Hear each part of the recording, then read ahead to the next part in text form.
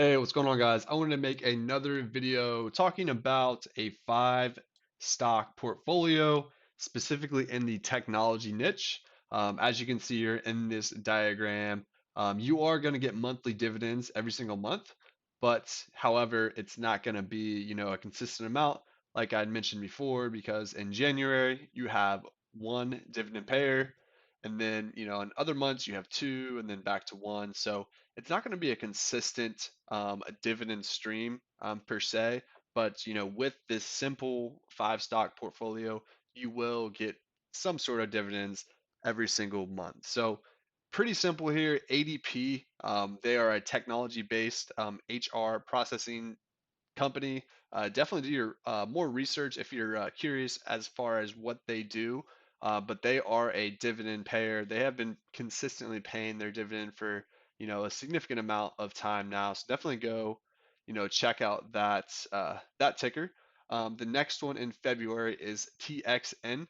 Um, Texas Instruments is the ticker that, or the company there. They make calculators and different type of technology devices. Next one is Apple. If you're not familiar with what Apple is, they do a bunch of different things. They are definitely a big leader in the tech space today. Going down into the March column, we have Microsoft. I'm sure you're familiar with Microsoft, big big company there. And then this one is a technology REIT, DLR. They have a lot of data centers with different servers and stuff like that. But this is a REIT. So, the dividends with REITs, they are taxed a little bit differently. Definitely consult your own tax advisor. But, from my understanding and my experience, REITs are taxed at ordinary income. So, if they're in a retirement account, you don't have to worry about this. But if it's in a regular brokerage account, REITs are going to be taxed at your regular income rate. So do keep that in mind. That is the only one, within these five stocks that's a REIT. All the other ones should be qualified dividends after you um, have held the stock long enough. It will then become a qualified dividend. But obviously, if you buy it one day before the ex dividend date, it's not going to be qualified until you hold it for a certain duration. I'm not quite sure what that duration is right off the top of my head, so definitely do your own research to find out when it converts from a ordinary dividend to a qualified dividend. But yeah, after that, and then it just repeats itself. So April is the same as January, so it goes ADP pays in January, April, July, and October, and then the rest of them repeat as well. Obviously, you can throw in some other tickers. This is just one industry per se.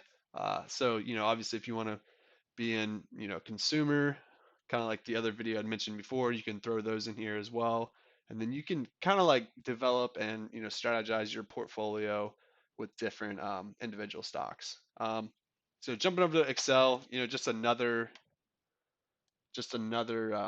illustration or another visual illustration here. As you can see, it's the same idea. ADP is paying January, April, July, and October, and then these other tickers are repeating on these months as well. So that's pretty much it this video. It's a five stock portfolio.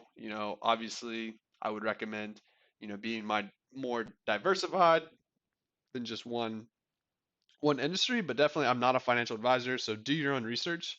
Invest in your own knowledge and your own um, strategy of stocks. I just wanted to make this just a just like the other video I'd made before, just another illustrative way to show new investors that there is a way to create monthly income from stocks. Dividends are by far the most passive in my opinion. But you also can throw in options, covered calls, cash secured puts. A lot of different ways that you can make money from the stock market. So I just wanted to make this video to just people just get the idea going, that creating your own um, income stream from the stock market is definitely possible. But by all means, do your own research. Determine if you want to even invest in dividends. Obviously, if you have a 30 or 40-year time horizon, dividends might not be the best thing that you should focus on, or number one thing you should focus on per se.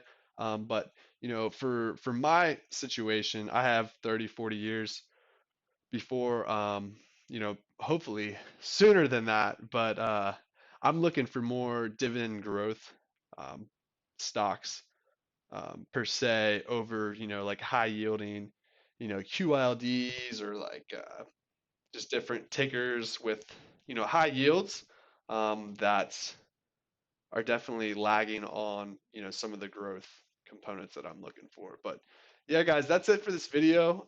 Let me know what other types of videos you guys want me to make. I really like making a lot of these illustrative, ones where, you can see the monthly income and then also the retirement illustrations as well. Just the importance of starting, younger. The more that you can do earlier in your life, the better, compared to waiting, 10, 5, 10 years later down the road. So that's it for this video. I'm gonna stop rambling now. The biggest thing I just wanted to show a 5 stock dividend portfolio, as you can see here, ADP, Texas Instruments, Apple, Microsoft, DLR. So that's it for the video. Thanks for watching.